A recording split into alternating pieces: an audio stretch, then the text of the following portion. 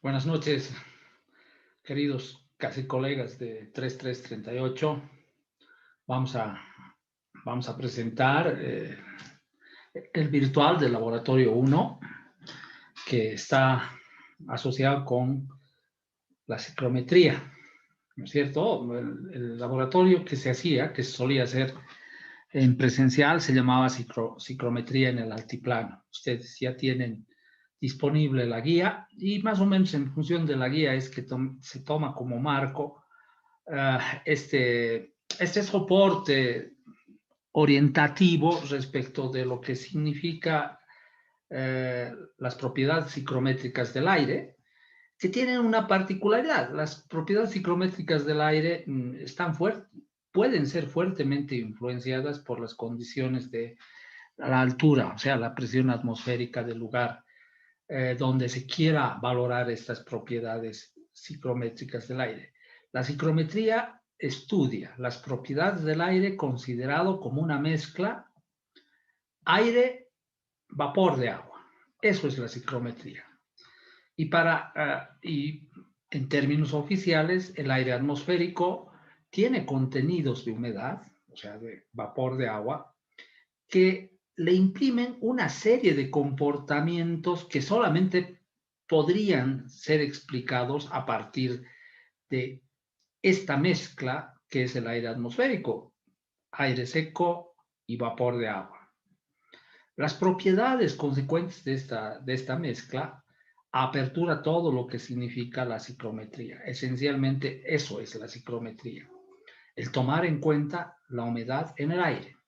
Aunque ustedes fácilmente, sobre todo nosotros que vivimos en el altiplano, eh, los contenidos de humedad del aire en el altiplano son bajísimos, por eso que tenemos un aire seco, y fácilmente nosotros podemos intuir, sin incurrir en un error grande, que los contenidos de humedad en el aire atmosférico, en cuestión de análisis másico, si se tendría que hacer un análisis másico, son absolutamente minoritarios.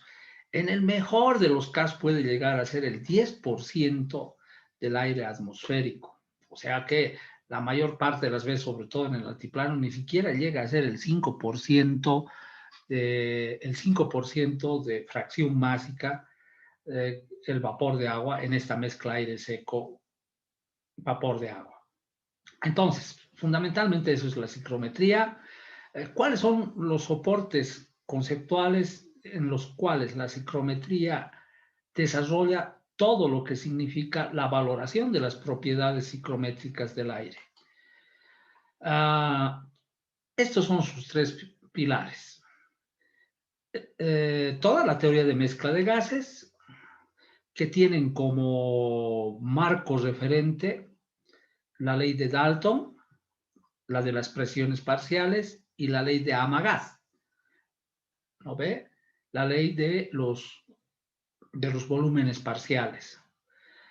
Esta aplicación de mezcla de gases, de la teoría de mezcla de gases, le da un marco fundamental, por ejemplo, ya a partir de la ley de Dalton, asociada con las presiones parciales, y desde el momento en que se empieza a estudiar la ciclometría, de ahora en adelante, la presión atmosférica del aire, ¿no ve? Del aire que ahora, a partir de este momento, es una mezcla aire seco, vapor de agua, la presión atmosférica es la suma de la presión parcial del aire seco más la presión parcial del vapor de agua.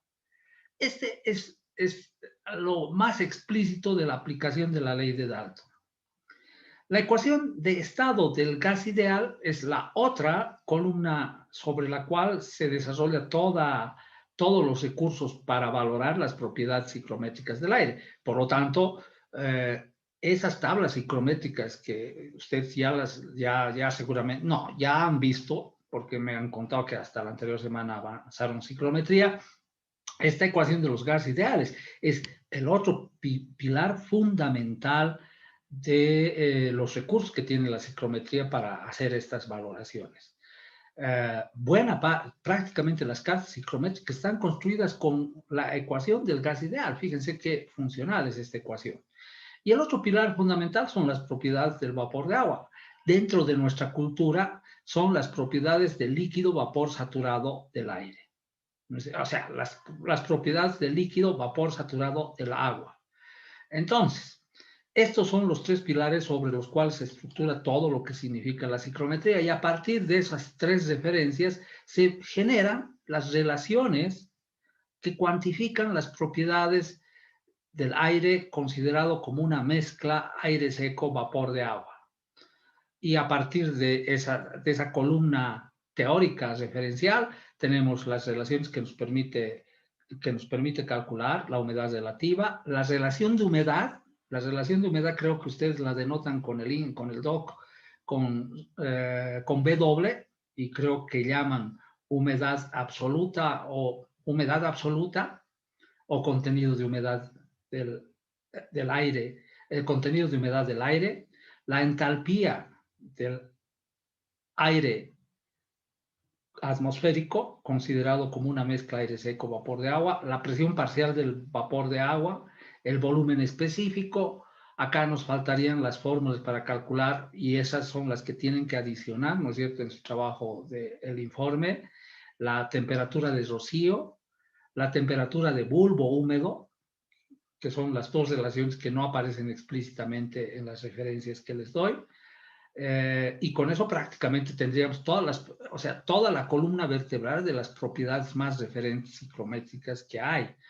Es cierto que existen otras propiedades que son un poquito más implícitas, pero que definitivamente cuando se habla de psicometría, se habla por lo menos de unas 8 a 10 propiedades psicométricas. Pero las propiedades directas, las que al final de cuentas las restantes propiedades son valoradas a partir de estos parámetros, son estos. Entonces, aquí todas estas relaciones salen de esos tres pilares conceptuales teóricos que tiene la psicometría y que ha armado para valorar la presencia del vapor de agua en el aire atmosférico. Estas relaciones precedentes graficadas nos dan como son la estructura con la cual, graficadas esas relaciones, nos desarrolla la carta psicométrica, que, bueno, en esta época todavía sigue siendo un clásico, ¿no es cierto?, del aprendizaje de la psicometría, pero dada la masificación de los softwares, prácticamente esto ya está quedando obsoleto, ¿no?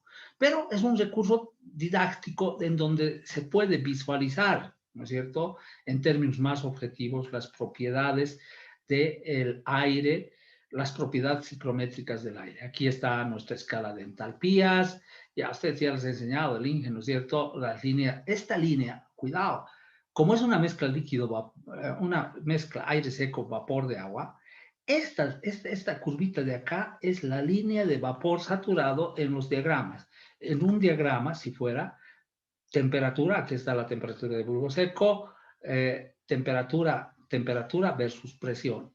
Esta es la presión parcial del vapor de agua, pero también en este eje se adiciona los contenidos de humedad o la relación de humedad, ¿no? Es kilogramos o gramos de vapor de agua por kilogramo de aire seco.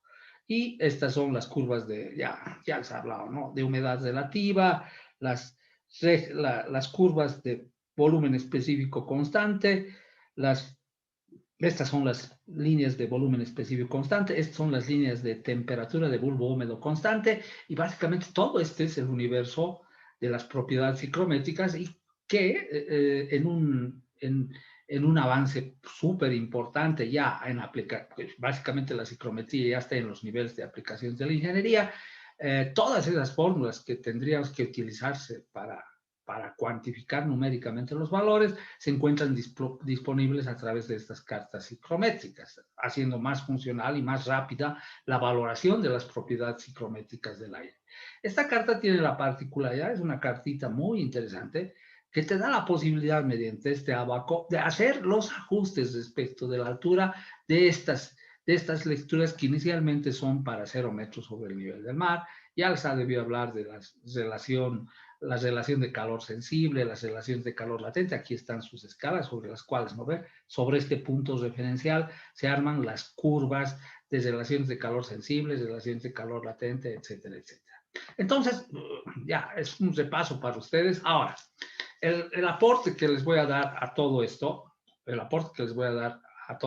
es que, a ver, ha quedado claro seguramente en sus clases de teoría que para entrar a estas cartas psicométricas se necesitan dos datos explícitos y uno implícito, ¿no es cierto? En realidad se requieren tres datos, ¿ya? Uno implícito y dos explícitos. Nosotros normalmente visualizamos los dos explícitos. Mínimo se requiere dos datos, con dos propiedades cualesquiera, se puede definir un estado ciclométrico y a partir de ese, por ejemplo, de ese estado ciclométrico, tener acceso a las restantes propiedades ciclométricas de ese estado y poder tener la lectura de todas las propiedades ciclométricas de ese estado, ¿no es cierto? Se requieren dos datos. Bueno, cualquier pareja de datos de esa población, hasta de 10 propiedades que les había dicho de las propiedades ciclométricas del aire, cualquier combinación de esas 10 propiedades, pero en términos instrumentales existen solamente dos posibilidades para detectar la presencia de la humedad en el aire.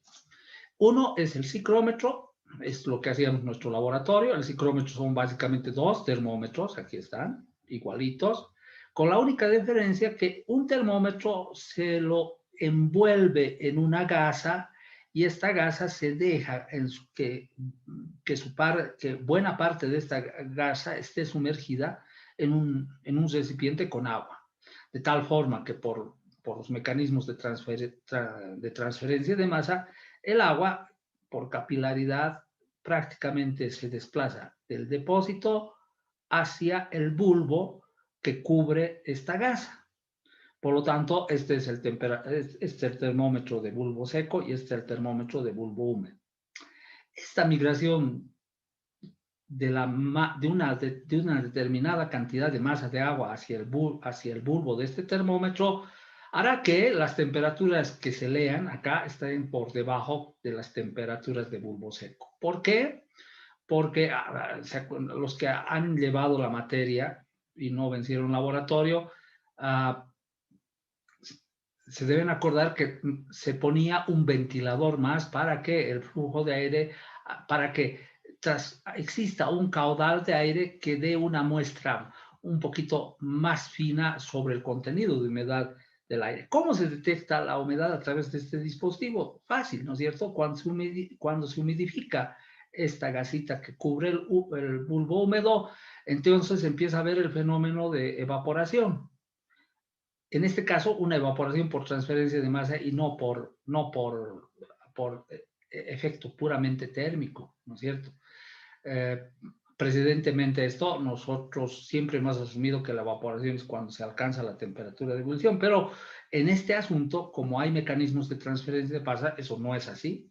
El agua, esta parte húmeda, puede empezar a evaporarse sin necesidad de alcanzar una temperatura de ebullición en la condición atmosférica donde está. Ese proceso de evaporación, ¿qué hace? Todo proceso de evaporación está asociado con que para que se evapore el agua requiere calor. Entonces, el agua, para que se evapore de esta gasita, el calor que necesita para su evaporación lo extrae del bulbo de este termómetro, y al extraer ese calor del bulbo de este termómetro, todo esto se enfría y por lo tanto tenemos una temperatura más baja. Mientras más baja sea su temperatura, el aire está más seco. O sea, el proceso de evaporación es mucho más intenso y al haber mucha más intensidad en la evaporación, se enfriará más este bulbo y por lo tanto nos marcará temperaturas más bajas. Cuando el aire está casi saturado, entonces la evaporación de acá, les ha debido decir en teoría el profesor que el aire atmosférico tiene un límite máximo para tolerar humedad. Si sobrepasa ese límite, ese aire lo devuelve en forma de condensado, ya no lo recibe, ¿ya? Entonces, cuando tenemos un ambiente muy húmedo, ¿qué va a pasar?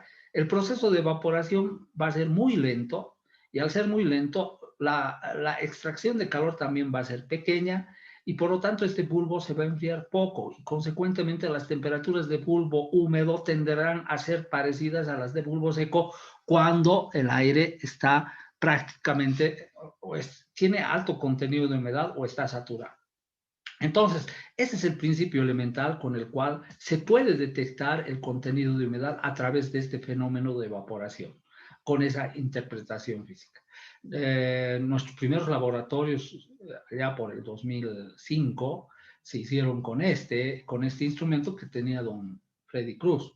No sé qué ha pasado, parece que se lo han arruinado, no, o definitivamente don Freddy no me volvió a querer prestar, porque creo que el otro año todavía vi manipular este instrumento a alguno de ustedes, el ciclómetro. Es básicamente esto, pero en términos mucho más optimizados, ¿no es cierto? En una lectura más fina, aquí hay un ventiladorcito y nuevamente muestra el aire, hace pasar tanto por el bulbo seco como por el bulbo húmedo, aquí hay una gasita que hace, que siempre está húmeda, teníamos que siempre, antes de una prueba, mediante un depósito de acá, adicionar el agua para que esta gasita siempre esté húmeda y básicamente se replicaba este fenómeno. Desde el momento en que no pudimos tener acceso, en el laboratorio nos construíamos, una parte del laboratorio era reconstruir un ciclómetro y arrancarlo y buscar su régimen estacionario y después empezar a hacer las mediciones de temperatura de bulbo húmedo seco. A partir de estas dos propiedades, ya son dos propiedades, ¿qué cosas se puede hacer? Se pueden encontrar las restantes propiedades ciclométricas del estado que corresponde. Esta es una forma instrumental de ingresar en valorar los estados ciclométricos del aire. La otra es el termohigrómetro. Aquí está, nosotros en el laboratorio precisamente tenemos este termohigrómetro. El termohigrómetro, como dice su nombre, tiene un termómetro para medir la temperatura ambiental, que en resumidas cuentas es la temperatura de bulbo seco, y acá mide la humedad relativa. ¿Bajo qué principio? Aquí existe una fibra sintética que es higroscópica. ¿Qué significa higroscópica? Que es un material que interactúa con la humedad que contiene el aire y que cuando hay alta humedad esa fibra se deforma e incrementa su longitud, y cuando el aire seco se contrae y disminuye su longitud, y a partir de ese principio medio parecido, ¿no es cierto?, al principio con el cual se mide la presión en los manómetros de Bourdon, entonces hace girar un mecanismo y hace girar esta agujita y nos determina si el aire está húmedo o está seco, y nos da como lecturas directas la humedad relativa. Estos son los analógicos. El otro que tenemos en el laboratorio es prácticamente idéntico a este, aunque claro, esta su parte está mucho más elaborada, mucho más bonita acá. Igual, temperatura de bulbo seco y humedad relativa, pero la humedad relativa a través de este muestreador de aire, que básicamente gran parte de estos termohigrómetros miden la humedad a partir de medir la conductividad eléctrica del aire. El aire varía de conductividad en función de que varíe la humedad, y a partir de ese principio nos pueden dar lecturas de la humedad relativa. Entonces, en términos instrumentales, solamente existen dos parejas para ingresar y evaluar las propiedades ciclométricas del aire. El ciclómetro, que nos da temperatura de bulbo seco y temperatura de bulbo húmedo, y los termohigrómetros, que nos dan temperatura de bulbo seco y humedad relativa. En términos instrumentales, esto es lo que se hacía en laboratorio, se armaba el ciclómetro, teníamos ahí de respaldo el termohigrómetro y medíamos un estado y ustedes les tomaba examen para que utilicen en términos tabulados las relaciones. Básicamente el laboratorio también va a tener esa naturaleza con la ventaja de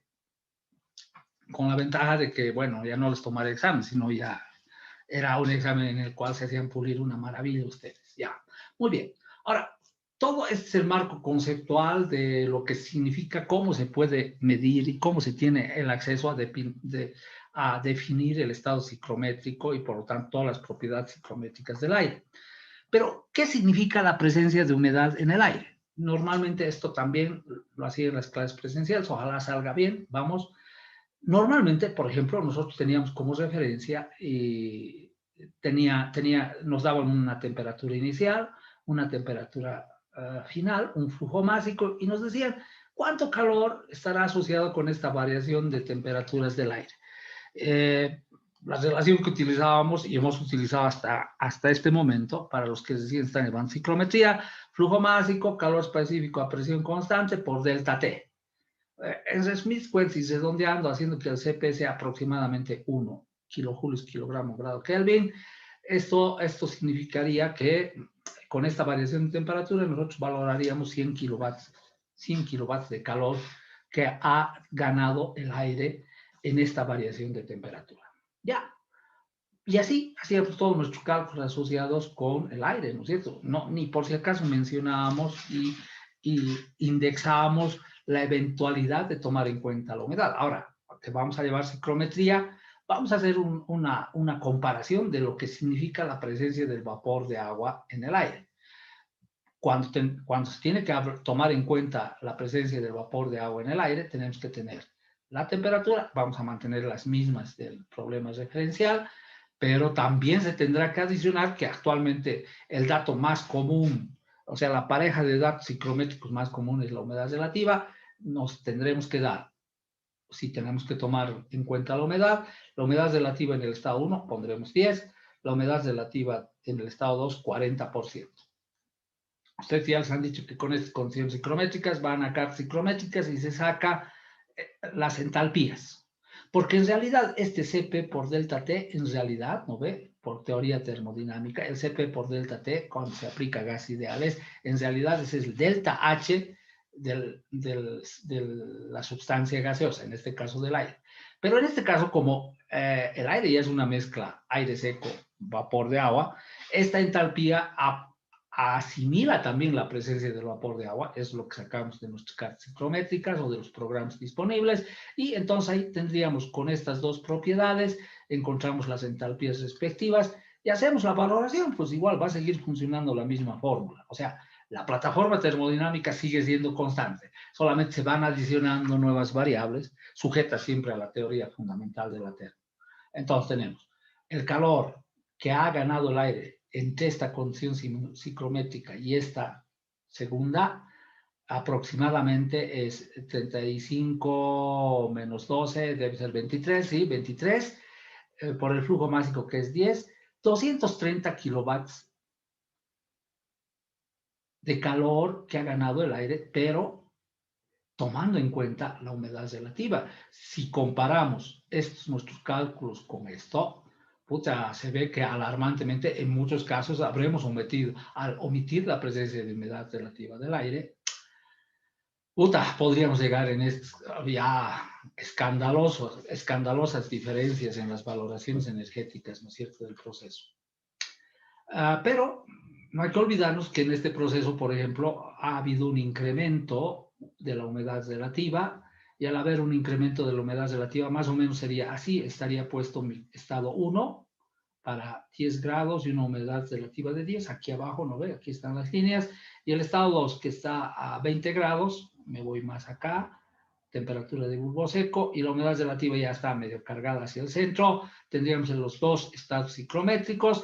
Aquí, ¿qué pasa? Les voy a tratar de decir, a ver si realmente, alarmantemente, nos hemos venido equivocando hasta este momento en las valoraciones del aire.